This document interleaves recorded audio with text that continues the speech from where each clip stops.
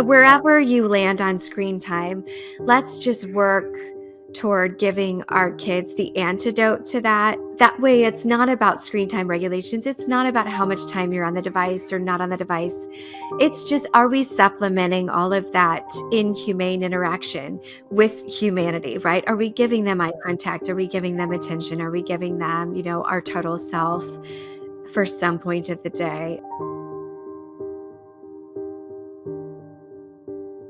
Hi, Erin. Thanks for being here. I'm really excited to have you on the show today. Of course, of course. I am thrilled to be here. And I have to tell, since no one else can see you, or maybe they can, you're Yeah. just glowing today. You have the most beautiful Um, skin.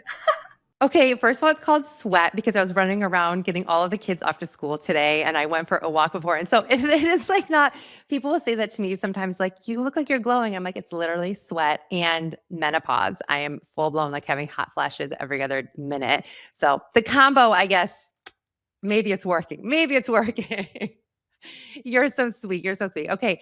I was sharing with you offline, but I wanted to share with everyone listening now why I was so excited to have you on here. If you don't know Erin, she is the author of two incredible books, two of my favorite books. You need to go run and get them. Chasing Slow, which came out, I think in 2016 or 2017. Uh-huh. Yeah. And then The Opt Out Family, which just came out this past year, which is another beautiful book. But I first discovered Erin when I first began blogging. And I started blogging after Erin's book came out. And I had, my four little kids at the time. And I was really nervous about going online and sharing so much of our life and just trying to find this balance. And she was the first person who was really speaking about having something creative as a woman while also not feeling this pressure to do it all and not giving into hustle culture and the busyness that I think so many of us women can feel when we're trying to not only be a present mother, but then also have something creative. So you were the first person who was like, you don't have to do it all. This whole like boss babe thing, you don't have to give into it. The hustle culture, you don't have to get into it. You can still be creative and choose to do it more intentionally and do it in a way that's sustainable and slow and really mindful. And it was really inspiring for me back, however many years ago, that was 8 years ago. So you really chose to just like live life differently, which I think is really hard for so many of us. So thank you for doing that work. Yeah, that's so encouraging to hear. Thank you. I'm glad there's one more voice in the world that's adding to that choir of, hey, you can still have some creative passions that are yours that make you come alive without absolutely depleting that part of you either. You want Yes, it to yes. for your family. You want it to feed your family and not the other way around. For those who don't know you, can we start a little bit of your background? Because I think your story is so incredible. Then I want to kind of jump into, I have so many questions about the pressures you felt and, all of the work that you've done. But can we start from the beginning about how you started growing your platform and what made you initially write Chasing Slow?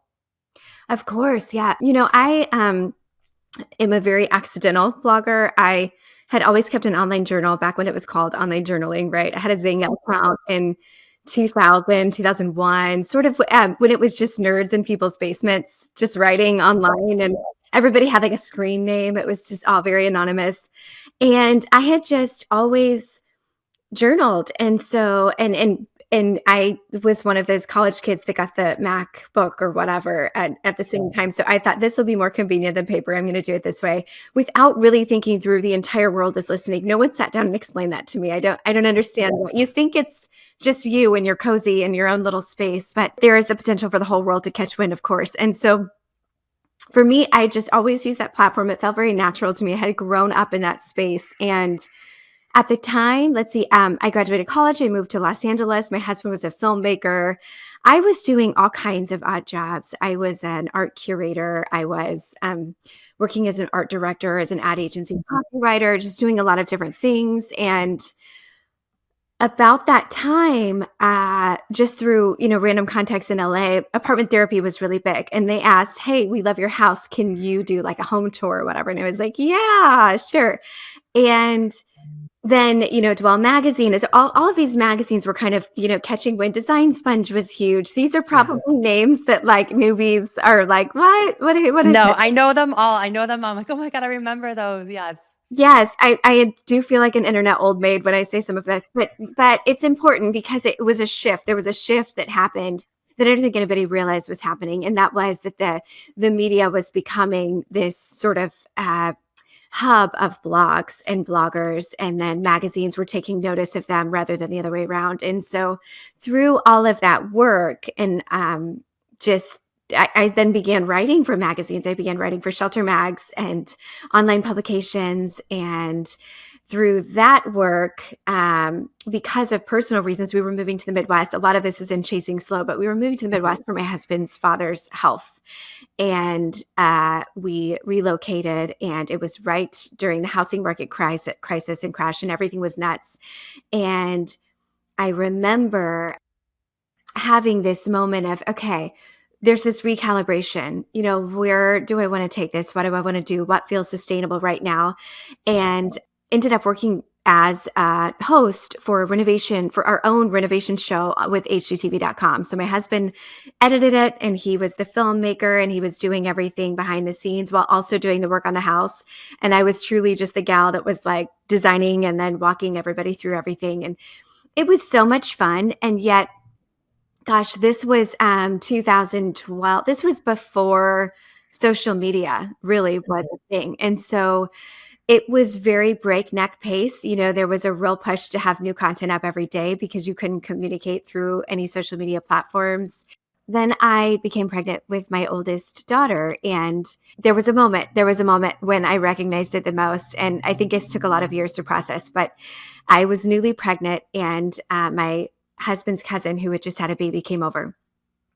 And I remember he's darling, and he was still nursing, and she's kind of doing the new mom thing where okay, where's like the safe place to put the baby? So she puts the baby in the Yeah. middle of the bedspread, and he throws up everywhere. And my first thought, Katie, I hate admitting this out loud on a podcast. No, I bet I get it.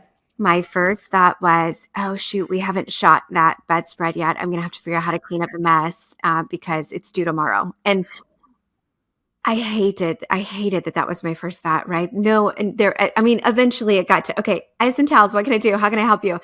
But that snap, I think there is so much, you talk about intuition. There is so much information in that first thought. Not that we can't move past it, not that we can't regroup and learn from it and move on. But I thought I have trained myself to care more about things than people through this job. That was very telling. And so I knew I didn't want my kids ever to live in that environment. And so fast forward, we wrapped the show, and yet we still lived a very public life. And so I knew enough to not share my kids' faces online. I knew enough to not share their names online. My husband, by this time, had worked at Apple's ad agency and, thumbprint access, the whole 9 yards. We knew where the algorithm is going. We knew we didn't want our kids involved in that in any capacity. Certainly didn't want them as content in that environment. And so we had so many boundaries in place. I thought, I've got this nailed, right? And then something shifted. And I feel like this is kind of the pattern in the online world. There are so many just massive tidal wave shifts that you Yeah. don't notice until after the fact. And vulnerability was huge. Transparency was huge. There were some odd events, to be honest. And all of that I was experiencing at the same time that my daughter was growing. And I recognized when she was a toddler, I'm going to be parenting with my phone in my hand a lot more than I want to continue this type of work, because I wanted to do it well. I wanted to be a good steward of the audience that I felt like I had been given, and so I recognized this is not going to be sustainable. I think that we reach a point where we kind of circumvent our convictions for so long, and we say sometimes that just means that we're living in the tension and that we're sort of trying to navigate it. I think we have a lot of beautiful language surrounding it. And yet I think there becomes a point when you decide, I am no longer living within my values by participating in this world. And that's where I was. That's where I was. I knew that I was just kind of delaying the inevitable by staying in that space. So I did leave social media. I've always been a writer, and so that's kind of the backbone of what I do. So I still do have a blog. I'll pop on there whenever I feel like it.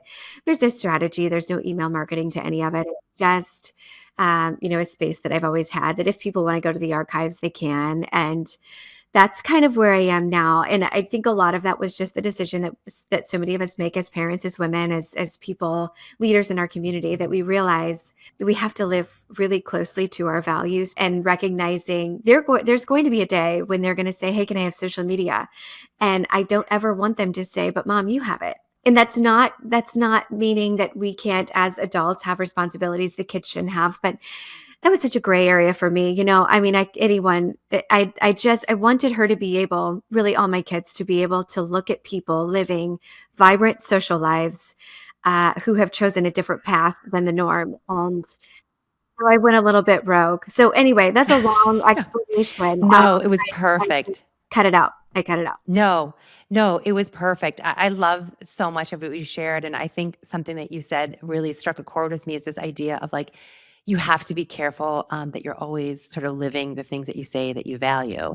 And this idea of like your children watching you and you saying, like, I want to have a life that's full of connection and authenticity, and I want you to be really present. And yet I'm here on my phone. And so I'm going to model what that really looks like. And I think we find ourselves, this was in 2016, you started questioning this, and then it continues to grow and you continue to like kind of remove more and more and more from your life. And I will get into that in a second about like where you are now with technology and social media. But, from as a society, we're sort of getting to this like crescendo with social media and the online world of like it is more intense than it's ever been. And I know so many of the women listening, it feels really hard to separate yourself from your phone. And it can be so easy to spend so much of your day, whether it's because of work or it's because you're just trying to keep up with the news. There are so many things that we tell ourselves about why we need to be attached to this device that causes so much stress in our lives. And I mean, I don't know one woman that I talk to that says like, "Oh, I'm feeling amazing." Like we are all living with a lot of stress, a lot of dis-ease, a lot of tension and anxiety. And I wholeheartedly believe so much of it comes from this device we are carrying in our pockets, of this feeling of like always needing to be on, always needing to respond. Then there's a second layer, which I'm so curious to hear you talk about, for women, because we can always see what everyone else is doing, and we can see how their homes look or how their bodies look, how their skin is looking, how they're parenting. It's very easy to feel less than. It's very easy to feel like your sense of worthiness is taken away. And it makes me so sad because I think that so many of us can actually feel really good about ourselves. And the moment we open the phone, we're told, you need a new eye cream, you're parenting wrong, your diet is wrong, your home, it doesn't look like this. You were living really closely in that social media world. I think I read somewhere that you had over like 1 million followers between your different communities.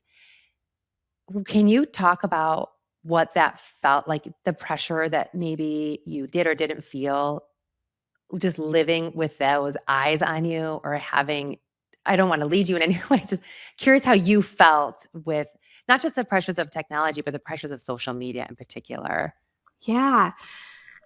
I will be honest, that wasn't my struggle. In terms of being a Okay. creator, I struggled consuming social media. And so Okay.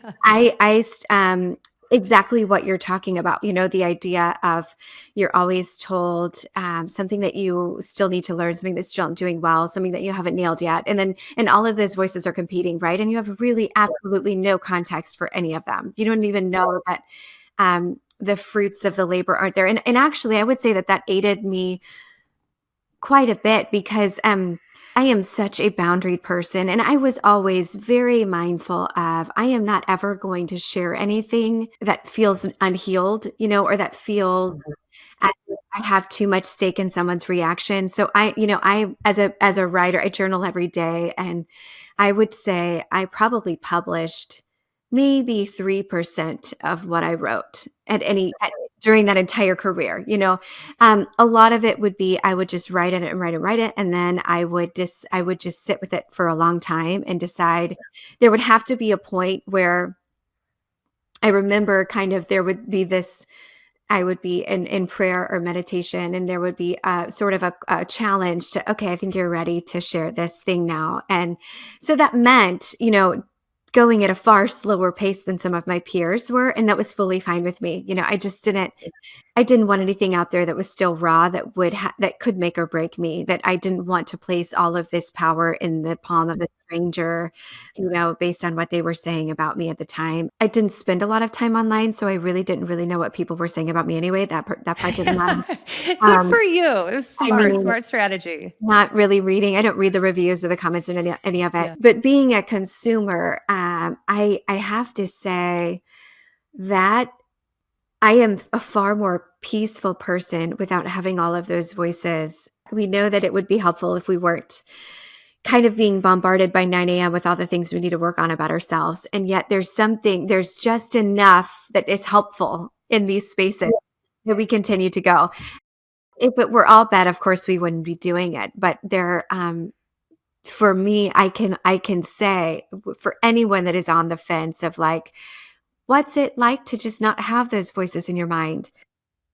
I wouldn't say I'm more peaceful, but I would say I'm more bold in my convictions. I don't feel like I need to tiptoe around certain subjects. I don't feel like I'm thinking about how would this person react and this person react and what about this person and what about this viewpoint, and all of that comes naturally just by engaging with people in your actual real life. Those are Yeah. voices you will carry, but they'll bring context with them. So all of that said, I feel like I can walk very firmly given the information in my real life, like in my everyday life. I know when I'm not parenting at my best. I can see it in my reactions. I can hear myself say it. I don't need an influencer to tell me you should try it this way. And when we're consuming even more information, it's hard to put it into action because it's all conflicting. So all that to say, now I will add this, I will not paint a picture that if you suddenly like disappear from social media, your life is magical, because I do still have a problem disengaging. I will disengage with the best of them. I can go dark and just go in my own brain space and feel like I want to disappear from the world. That is for sure still a challenge. Life is still hard, but I don't have that ticker tape of other people's opinions that are fueling my actions. And it is so healthy for me. For me, some people I'm sure can handle it. I am not one of those people. Actually, I don't know that any of us can handle it. I think I that's don't know that any of us can handle it. one And of the. I love that you say that so much, at the end of your book. And it's so funny because I actually have it highlighted the last couple of pages of your book where you talk about this idea of, you're like, am I a different person now that I'm offline? And you say, like, I can still disengage. And we all can. I think we can all choose to numb out. And so, like, maybe for some of us that vice is our phones, but whether that's over busying ourselves or, I don't even know all the different ways that we can choose to numb ourselves, that's still there. And I think what you do so beautifully though is you're calling to light the areas of your life where maybe you had chosen to like numb, and you're just becoming aware of them. And I think that that's the biggest thing that we can do is just simply become aware. And you talk about this so beautifully in the end of the book about this idea of just like living more free and being present to all of the things around. And I think it's really inspiring. And listen, whether or not someone 100% walks away from technology and social media, I think that's, for some people, feels like too big of a stretch. But if we can just maybe even become like a sliver more aware and conscious and start living a little bit more free, like what a beautiful gift to give ourselves. So I want to jump in then a little bit more specifically now into the book, The Opt Out Family, which is such a great read for anyone who's considering taking a break from social media. So can you talk a little bit about what technology use looks like for you? Or just like me, like not use, what that looks like for you and the kids. It's really not a part of our day. I I had a hunch that when it came time to kind of design our family culture or to think, and just for a reference, our kids are 12, 8, and 4. And so and we homeschool. So we do have quite a bit of control over the daily environment that I feel like that we can make some of these, hard stop decisions. There isn't, the iPad that's going to and from school or any of that. So a lot of that we're not experience. So I talked to a lot of other parents to be like, okay, how do you navigate this? And it's sort of, what does it look like? And what are kind of the biggest challenges for you? So this book was heavily researched with that in mind, recognizing that I don't have the closest contact with any of those struggles. But for us, we decided just to make whatever tech usage that we're involved in would be shared, so there wouldn't be personal devices at all and for any of us. So we have, my husband does have a smartphone. I have a dumb phone. The kids don't have individual devices. We have an iPad in the basement that is connected. It's very old and only can handle one app, and it's a piano playing app, which is so funny. I always say this whenever we go to a restaurant and my 4-year-old will see a child on an iPad. She's like, "Oh my gosh, they got to bring their piano with them." Like, she thinks we're just practicing scales. It's like, it's a very funny thing. And we're like, yeah, sorry. Like ours can't unplug even if we wanted it to. It would die. But um, anyway, we do have a TV.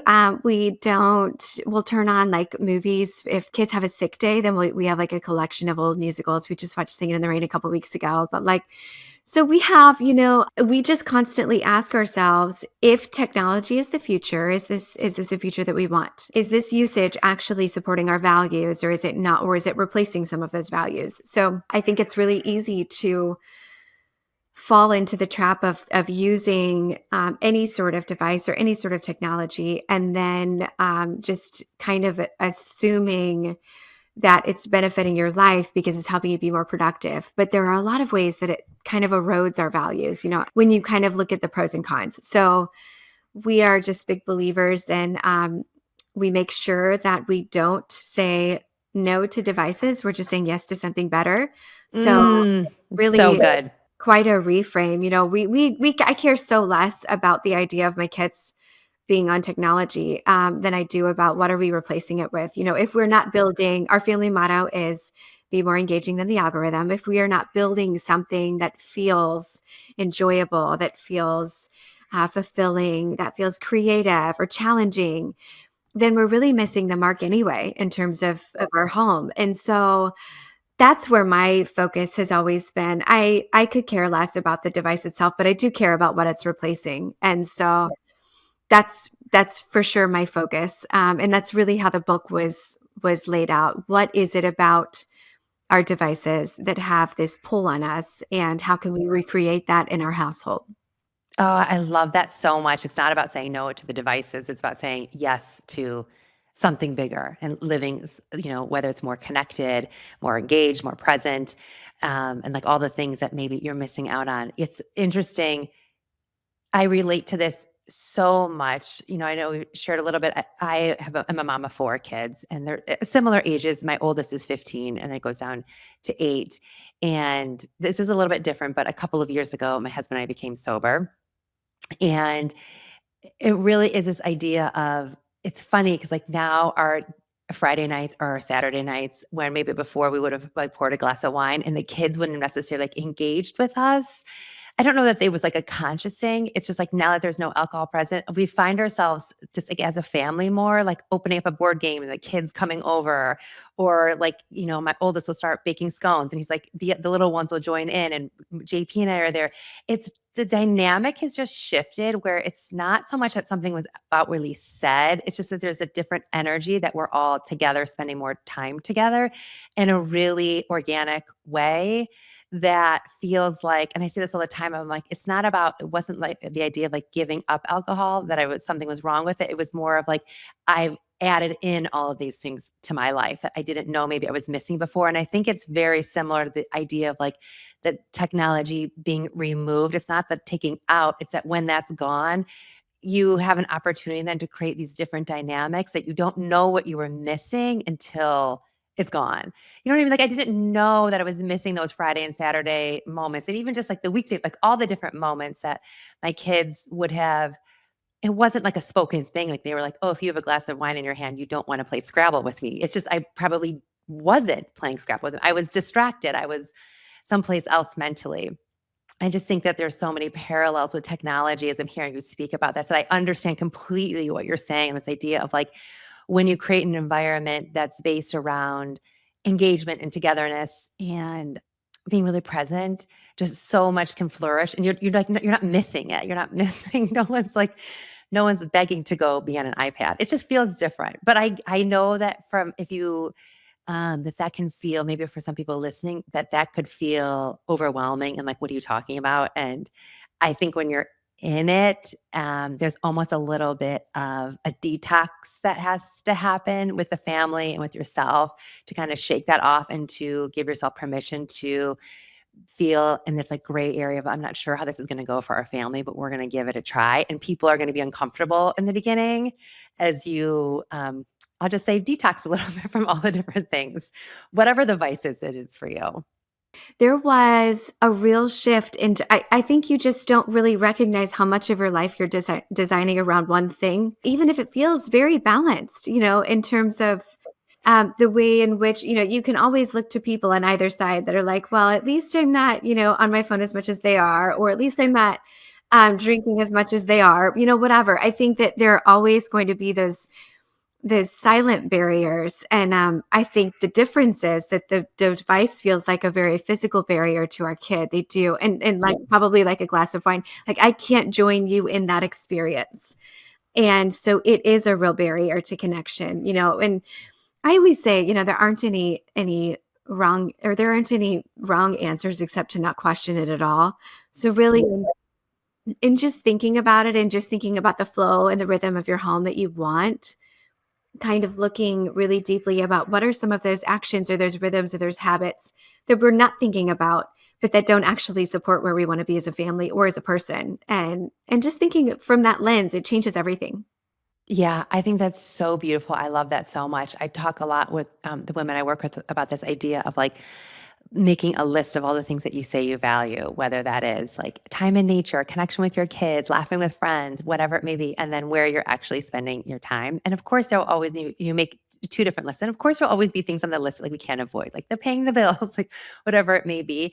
But I think it's so easy to go through so much of our life without those two lists ever overlapping. And I think what you said, it's exactly right. There's never a right or wrong answer. It's just when we aren't questioning it, when we aren't stepping back and saying, like, is this still working for me? And I think technology, for me, and it's funny because I have such a love-hate relationship with social media, but conversations like this are really good for me because I know there's so much um, it's just good to question it and step back.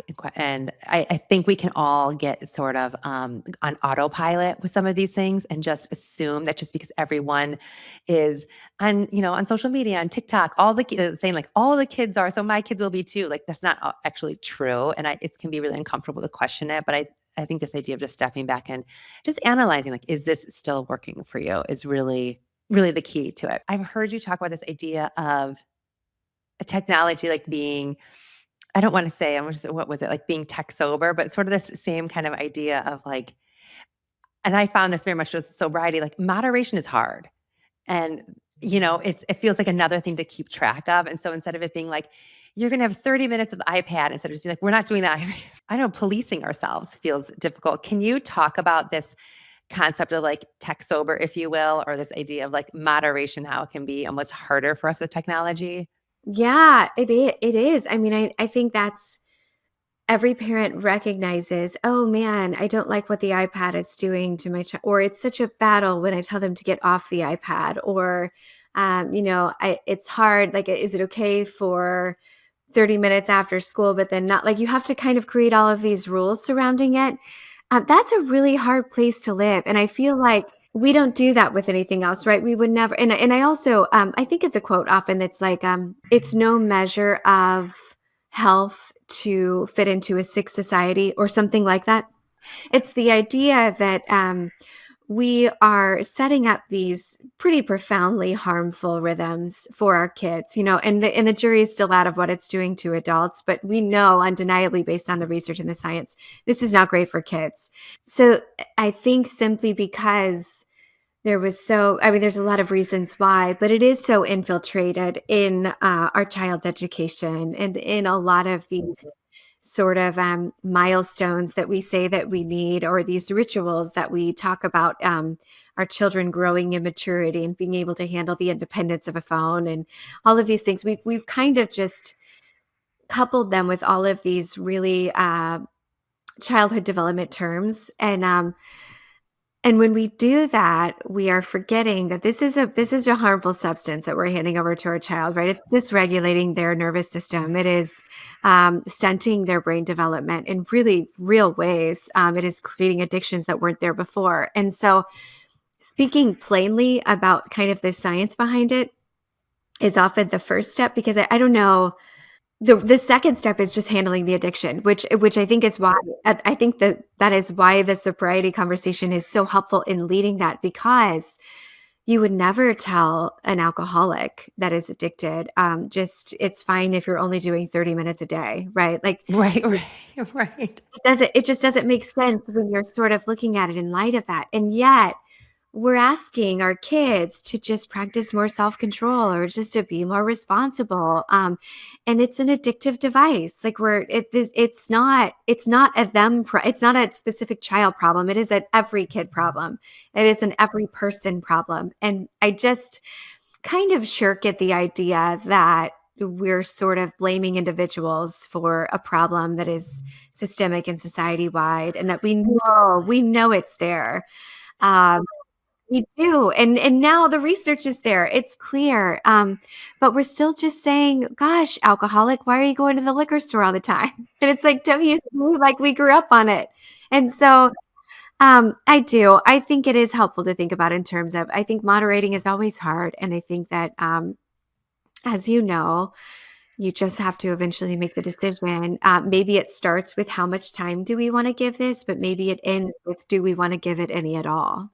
Yeah, yeah. No, I love that so much. And listen, as you and I are talking, I just want to be really clear, and I know you feel this way for any woman who's listening who's like, God, that feels unattainable. Like, in no way do we want to. I want to make sure no one feels any shame for how much they are or aren't using technology. Like, this is not, none of us should feel guilty for this. These were devices that were put on us that we did not understand the addiction. We did not understand like what was really happening to us. And it's the same thing. It's like we blame the person instead of blaming the alcohol companies, and so I just want to make sure that we're making sure like you, if you are listening and your child is using a device or you are, and you're feeling like, God, I would like to make it a change, like please feel no shame in that. Like we all have fallen victim to this. And now it's just a matter of like making different choices that feel better for us.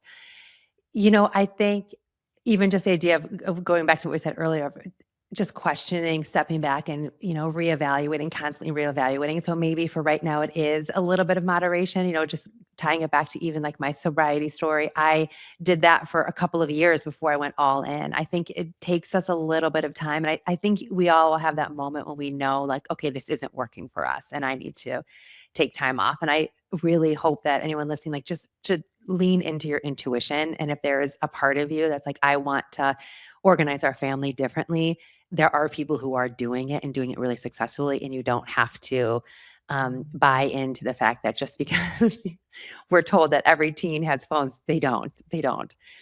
Speaking of, I want to talk a little about teens and phones. I heard you say something recently about, I think it was, the parents, like 71% of parents like know that phones are causing stress on their teens, and that a majority, or if not all the teens that you interviewed said they actually don't want them. They find them to be stressful. And I will share then later a story about my oldest son who feels the same. When I was listening, I'm like, yep, I get it. I know that's how it feels in our home. Can you talk for a minute about what you learned about teens and phones and kind of their experience? I was so surprised when I actually spoke with so many of them because I think the narrative that we do tend to share is our kids are so addicted and that their phone is more important than people and they can't live without their phone, right? Um, and what I witnessed was every single person would say, if I had a choice, if I could go back, I never would have got this phone. I liked life better before. I wish that I didn't have it. Honestly, some of them would say, like, I wouldn't have it if my parents didn't I would give it back if my parents didn't say, "No, we need it so we know where you are all the time," or whatever. I think a lot of them definitely talked about the importance of not having their phone with them when they're trying to hang out with their friends.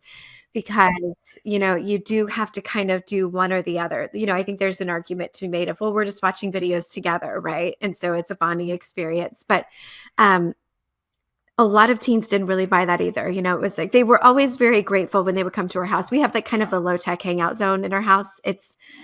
I've said this a million times. I'm so much better at answering my door than my phone. And so just come over. It's an open door Me policy. too.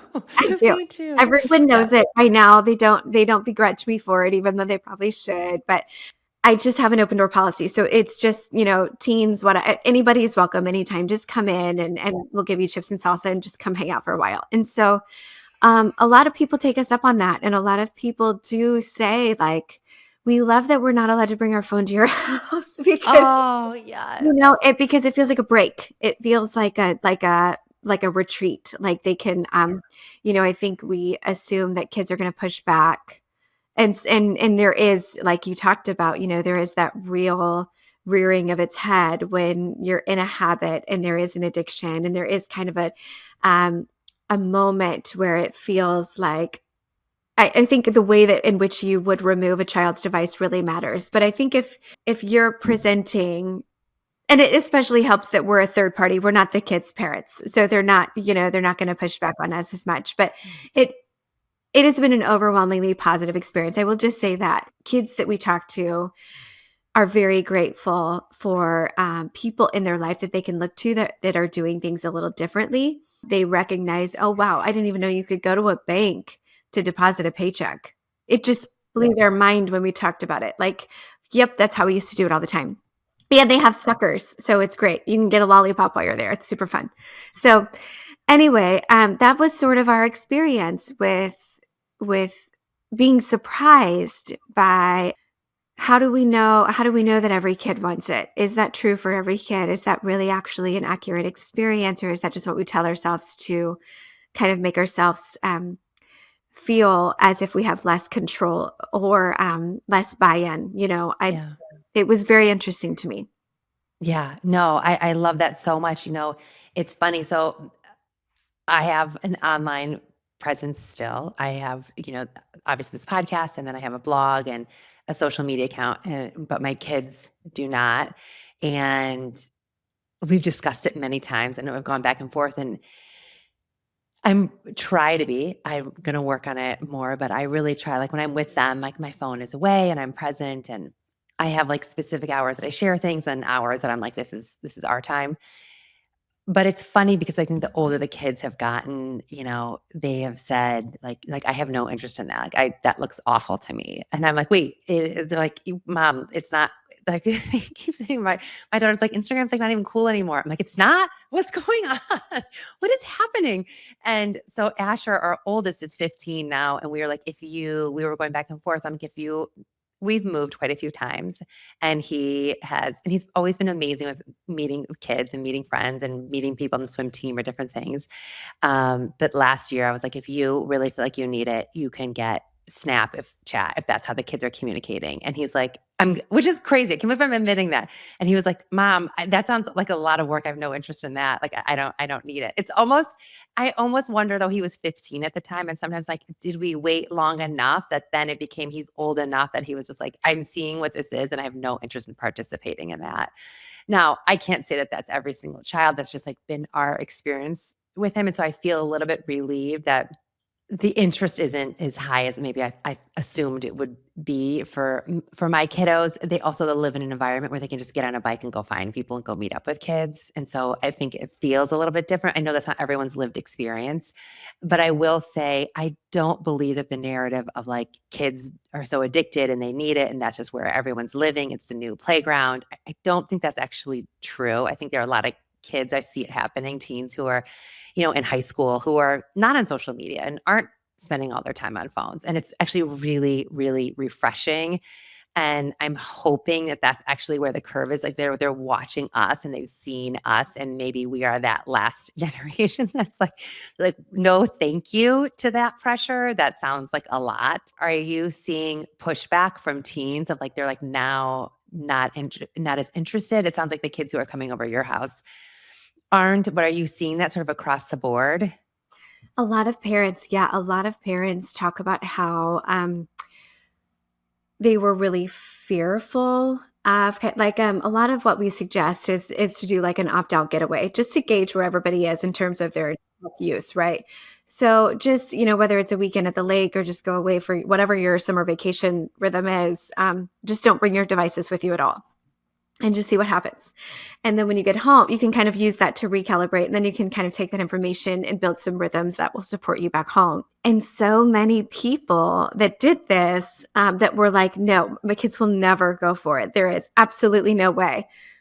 We're like, they were so excited because it meant like we forget as adults, but if we have given them this device that holds their life, you're essentially giving them a vacation from their life for a minute, right? Because yes, it is easier to text their friends, but it's also easier to get a text from their boss. It's like, I need you to do this thing for me after hours. Or, a coach can, be sending you playbooks and just all kinds of, they're kind of living in a 24/7 zone that it shouldn't really be okay for any human. And so a lot of them pointed to that, like, man, they were actually really excited to feel what it would be like to just be a person and not be a manager of something that felt really hard to manage.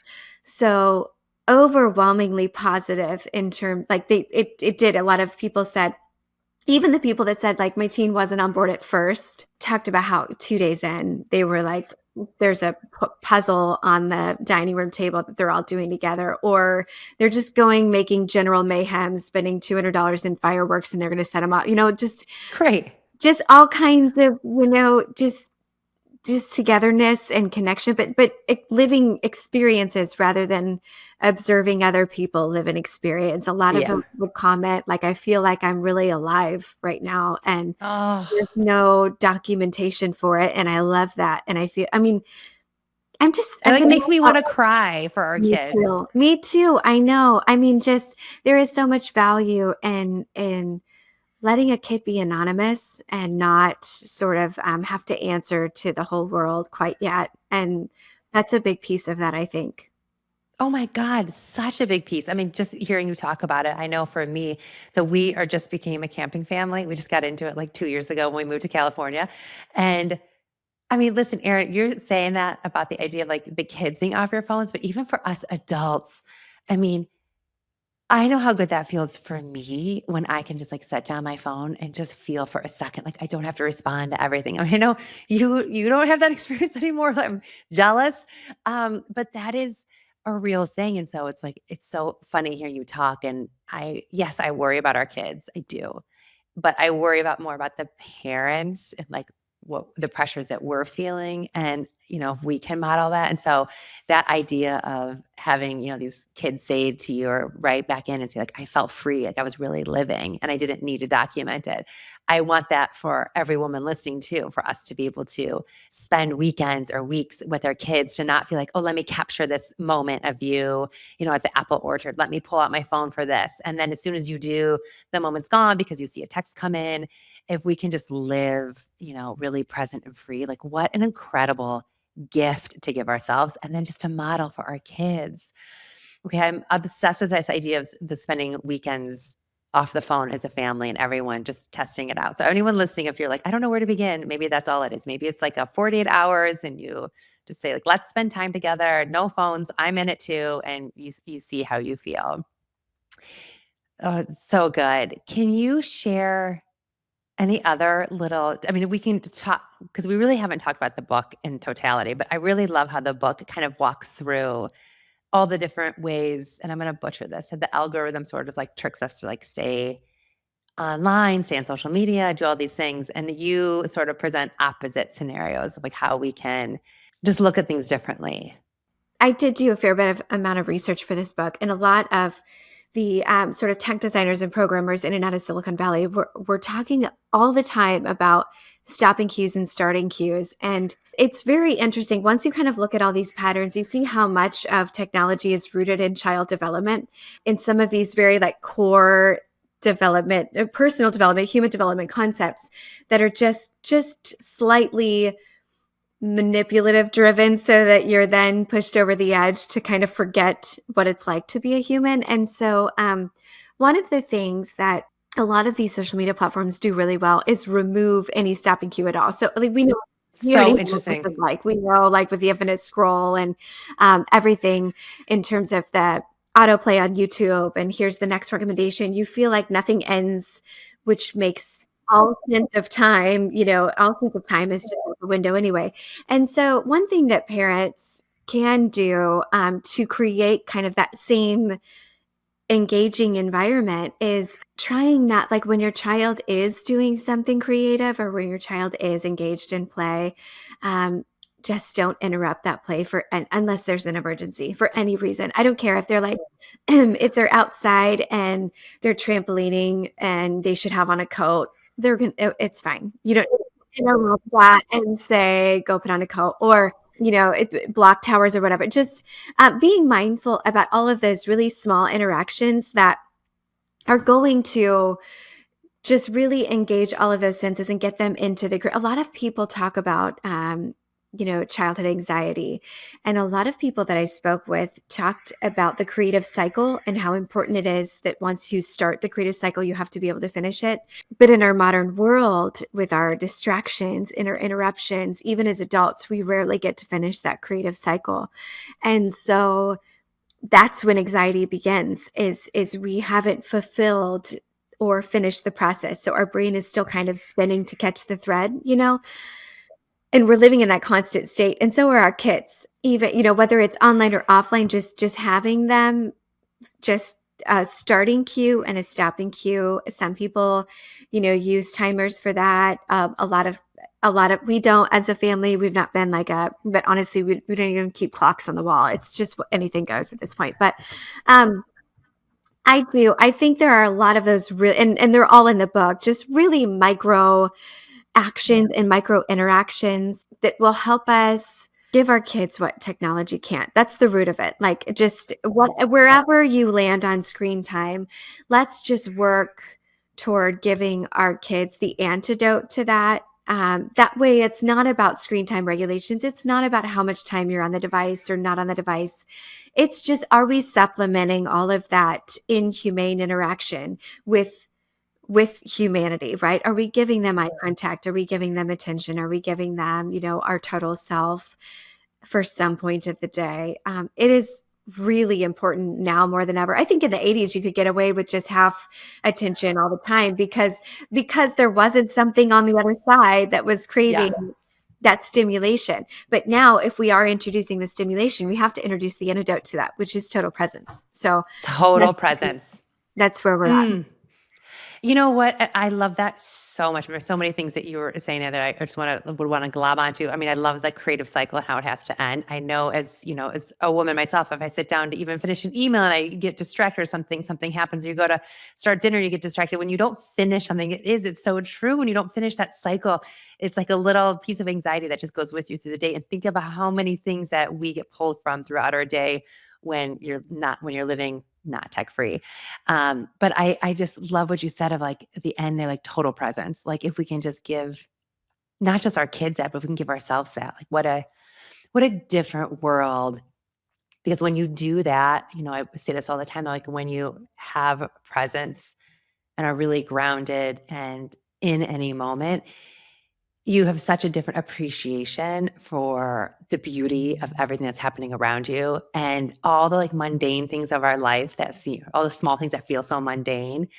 You just see it from such a different lens and can appreciate it. And you can feel, the sun on your face. You can feel, the wind as, you're walking by, or you really feel your feet on the ground as you're walking to the car. Like when you're hugging your child, you like really feel like, their skin on you, or like you can touch their hair. I think there's this beauty that we miss in life, and like the fullness and the richness of life that gets lost when we're not fully present. And I feel like that is the one thing out of anything in life that we're all just craving, is this feeling of like being alive, like you were saying earlier. And when you're present, that feeling of just being really alive in this big, beautiful world, like really happen. And we're missing it so much. And so I think that this is so important, because I know so many women, myself included, are just craving that right now. Like we want to feel grounded. We want to feel present. We want to feel alive.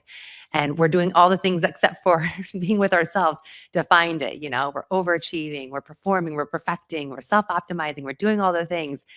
'Cause what we're really wanting is just this, like, feeling of, like, enoughness, this feeling of, like, alive and being present, and so I think what you're the work you're doing is so, so crucial and important.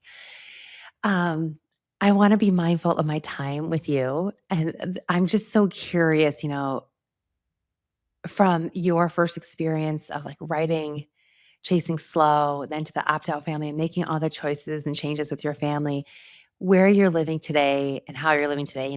I believe you're in your early 40s. We're in midlife, very similar stages of life. Like, do you feel like right now, the end of the book, you talk about this idea of like living free. Like, that's the goal of all this, like living free. Like, do you feel like you've achieved that? Like, are you there? Like, how are you? I'm just curious for you, Erin, personally, after doing this work, like, how do you feel now?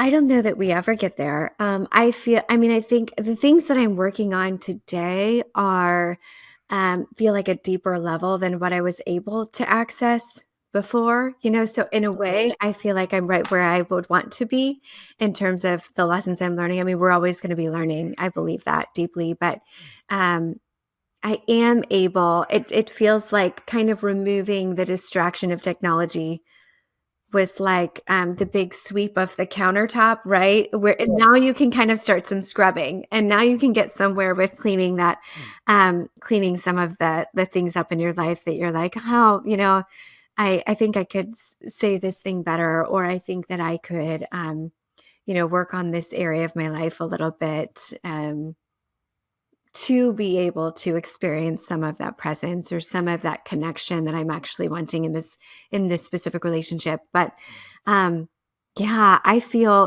one of my favorite things about not using technology much at all. I feel like I can love people better because I don't have a ticker tape of what I think I know about that person. I only know what's in front of me. I only know what they're offering me in this moment right now, today. I don't know who they voted for. I don't know what they did with their kid last weekend. I don't know. I know nothing, and that has opened up so much more possibility to letting them introduce themselves to me rather than me assuming that I already know them before I've given them a chance. And that's really, it's living open minded, it's living open hearted, and really open handed. So, yeah, I love that aspect quite a bit. I love that there are things that I am learning that I don't feel like I have to measure or even uh, manufacture an experience from, right? I don't feel like I have to capture moments with my family or share or and decide, do I share this or not share this? What lesson am I going to take from this experience? I can just live the experience knowing that the lesson is going to come later. I'm going to be able to reference it later without having to take meaning from it right this moment, and then share it with the internet. I really relish in all of those aspects of my life that have been able to change and grow. And yet, I would never say that I feel like I've fully arrived on the other side of those lessons either. Yeah, yeah. Wow, that is incredibly beautiful. I love this idea of being able to just love people better and like showing up with, an open mind and open heart and open palms and just loving the person you see right in front of you. I feel like if anything that we're seeing play out in today's world, it's this idea of people making assumptions about other people or preconceived notions, or they think they know something because they saw something online. And if we can all just show up with really open hearts and minds and love what we see right in front of us, what a beautiful ripple effect we can have in the world. And like that's the kind of world that I want to live in. And so thank you for helping, being one of the first shepherds of showing us a life that looks differently. I know a lot of women feel trapped with their phones, and I feel like I'm hoping just this conversation was just another eye opener, being like, this is possible. It may not be possible today, but it is possible. And real change happens and real ripple effects happen in women's lives when you step away from technology, you step away from these pressures. So thank you for shepherding us and being a champion of this. This is really inspiring and gives me a lot personally to think about. And I know so many of the women listening. So I really appreciate your time and all of your just guidance and your energy. And thank you for being here. Erin, before I let you go, everyone, I will link in the show notes the book for the Opt Out Family, and of course, Chasing Slow, one of my all time favorites. Like this book right here sat on my nightstand for years. And on a side note, I've been wanting to work on a book. In your book, I was a chef before having kids. And so, how you have all these little recipes in here, I was like, this is the kind of book I want to have. So, you have been like my role model, even though you didn't know it for years. Oh, yay, and Yes. I'm glad you're working toward a book. That's I love it. It's Yes, fascinating. offline, offline. Good, good, good, good. Yeah, yeah, yeah, yeah. So, but also the Opt Out Family, the website, people can learn more, and I know you have so many free resources, so we'll download or we'll link that, in the show notes, but anything else that we need to know about where people can find you and your work? No, no, just yeah, whatever you wanna share is totally fine with me. Beautiful, beautiful. Okay, we'll link it on the show notes, and Erin, thank you so much for being here. Yes, thank you. I'm so glad I got to meet you. Thank you for having me.